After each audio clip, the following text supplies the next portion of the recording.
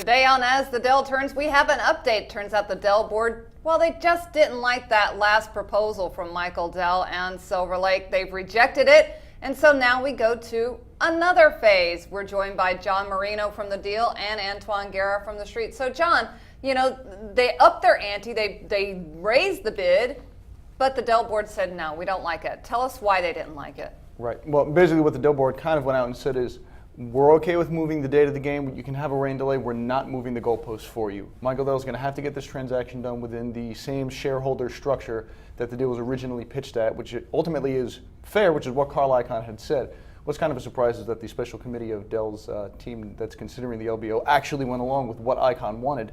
But it does look like either A, they'll have to vote at $13.75 a share at a date to be determined, or B, they can vote this Friday at $13.65 a share, which doesn't look very good for Michael Dell. I think we're looking at a potential extension yet again. Now, what you're really referring to is that request to change the voting structure. So, Antoine, you know, they're saying, listen, we might actually accept this voting change if you lift the price up to $14, right? Well, they haven't said that yet, but it's sort of what the speculation is. People think that the Dell Special Committee, which on one hand is trying to maintain a very fair process, also really wants to get the takeover done with Silver Lake and Michael Dell. They recommend, you know, Silver Lake's deal over what Carl Icahn has been proposing. But the question is, can they get a price to change the merger agreement where they can say this was very fair? Clearly 10 cents wasn't the right price, but maybe $14, maybe higher than that might do the trick. We don't know yet. Well, will they raise it? Because they said this was our best and final offer, but do they still have a little bit more in their hand?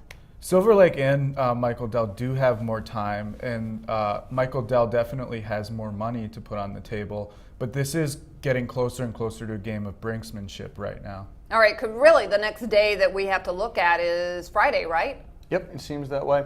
We're kind of getting closer and closer to the question of, is this going to be a shotgun marriage where Michael Dell is going to be almost forcing Silver Lake to buy his own company? He was one of the original LPs in the private equity fund. He has a long history going back with them.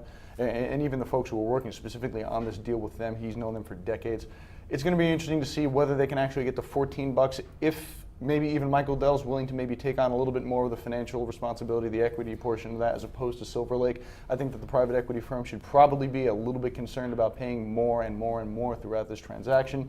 If you look at some of the biggest LBOs, guys who went private at $25 billion or more, there's quite a few losers on that list. TXU, Clear Channel. Does Silver Lake really want to get into bed with that group? All right, so Antoine, Friday comes, the deal, it sounds like the deal is Friday comes, they got to either hit $14 or drop the voting demand. Friday, I think that if the vote goes as currently stands at $13.65, it won't go in Silver Lake and Michael Dell's favor. So they do have to make some kind of move by Friday, and then or Michael Dell's going to be out of a job. Right, potentially. And then the other scenario also is that Carl Icahn again becomes more active in this fray if there is a big price increase. All right, so that's what we're going to be looking forward to on Friday. Not only do we have the non-farm payrolls, but Michael Dell might be joining that non-farm payroll list. He might be out of a job. We'll keep you up to date and bring you the latest. That's Antoine Guerra, John Marino, and I'm Deborah Borchardt with The Street.